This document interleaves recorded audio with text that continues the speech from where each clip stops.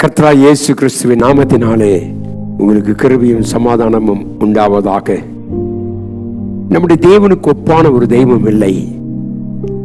இந்த உலகத்திலே பலவிதமான ஆராதனைகள் நடக்கிறது. பலவிதத்திலே மக்கள் தங்களை தேவர்கள் என்று சொல்லி மக்கள் ஆராதிக்கிறார்களானால் நம்முடைய வாழ்க்கையில் இருக்கிற தேவன் யார் என்பதை நாம் அறிந்து கொள்வோம்.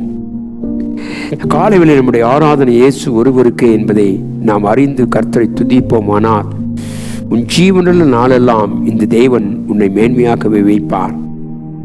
இன்றைக்கு நாம் ஒரு வசனத்தை சிந்திப்போம், தியானிப்போம். தேவ பிள்ளையே, யாத்ராகமத்தின் புஸ்தகம் 15ஆம் அதிகாரம் 11வது வசனத்தை வாசித்தோமானால், கர்த்தாவே, தேவர்களில் உமக்கு ஒப்பானவர் யார்? பரிசுத்தத்தில் மகத்துவம் உள்ளவரும் துதிகளில் பயப்படத்தக்கவரும் அற்புதங்களை செய்கருமாகிய உமக்கு ஒப்பானவர் யார்? இஸ்ரவேல் ஜனம் எகிப்து தேசத்தை விட்டு வெளியே வருகிறார்கள்.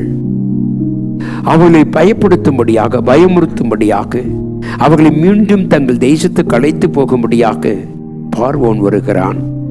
அவருடைய சேனைகள் வருகிறது. தேவனுடைய பிள்ளைகள் பயத்தின் மத்தியிலே தான் கர்த்தரை அவர்கள் தேடினார்கள். இங்கே மீரியாமும் மோசேயும் சேர்ந்து பாடுகிற பாட்டு, அவர்கள் பாடுகிற பாட்டை தான் நாம் பார்த்தோம். அதிலே அவர்கள் சொல்லுகிறார்கள், கர்த்தாவே, உமக்கு ஒப்பானவர் யார்? இஸ்ரவேல் ஜனங்களை பயமுறுத்தி கொண்டிருந்தான பார்வோனை கர்த்தர் செங்கடலிலே அழித்து எடுத்தார். செங்கடலிலே மூழ்கச் செய்தார். அவனை பின்தொடர்ந்து வந்து கொண்டிருந்ததான் அந்த பயத்தின் ஆவியை கர்த்தர் முறியடித்தார். பார்வோனும் அவனுடைய சேனைகளும் செங்கடலில் அழிக்கப்பட்டது. அதை நினைவு கூறும்படியாகத்தான் அவர்கள் பாடுகிறார்கள், கர்த்தாவை, உமக்கு ஒப்பானவர் யார்? உம்முடைய மகிமைக்கு ஒப்பானவர் யார்? உம்முடைய பரிசுத்தத்துக்கு ஒப்பானவர் யார்? ஆனால் உமக்கு முன்பாக ஒருவனும் நிற்க முடியாதே. அது எப்படிப்பட்ட வல்லமைகளாக இருந்தாலும், எப்படிப்பட்ட உலகத்தின் அதிகாரங்களாக இருந்தாலும், நம்முடைய தேவனுக்கு ஒப்பான ஒரு தேவன் இல்லை என்பதை அவர்கள் உணர்ந்து துதிக்கிறார்கள். இந்த காலவேளை தேவனுடைய பிள்ளையே, இன்றைக்கு நாம் சொல்லக்கூடிய காரியம் என்ன?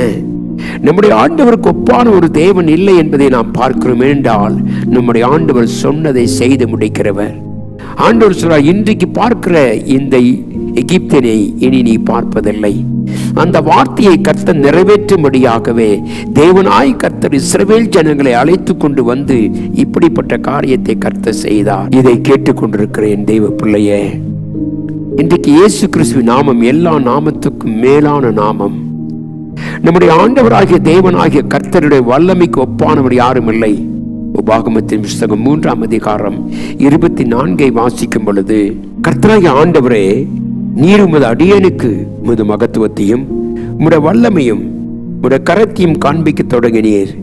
வானத்திலும் பூமியிலும் உம்முடைய கிரியைகளுக்கும் வல்லமைக்கும் ஒப்பாக செய்யத்தக்க தேவன் யார்? கர்த்தருடைய வல்லமைக்கு முன்பாக நிற்கக்கூடிய ஒருவனும் இல்லை. வேதம் சொல்லுகிற பிரகாரமாக நம்முடைய தேவனுக்கு ஒப்பானவர் ஒருவர் இல்லை என்பதை உணர்ந்திருக்கிறோம்.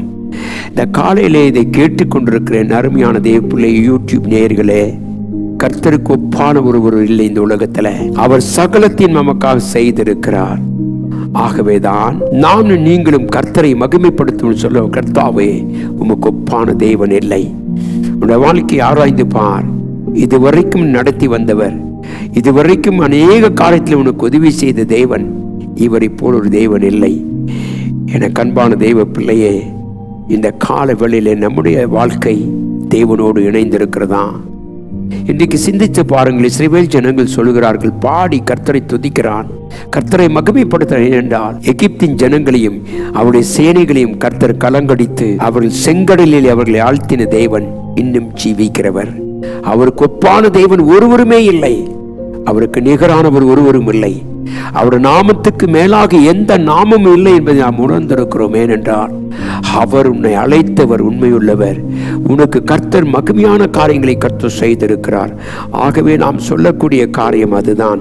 தேவனுடைய பிள்ளையே, இந்த காலை வேளையில நம்மோடு கூட கர்த்தர் இருக்கிறார் என்பதை உணர்ந்து நாம் தெதிப்போம் என்றால், அவர் எல்லா தேவர்களை காட்டிலும் மேலானவர், எல்லா நாமத்துக்கும் மேலான தேவனாகவே அவர் நடத்தினார். எப்படி நடத்தினார்?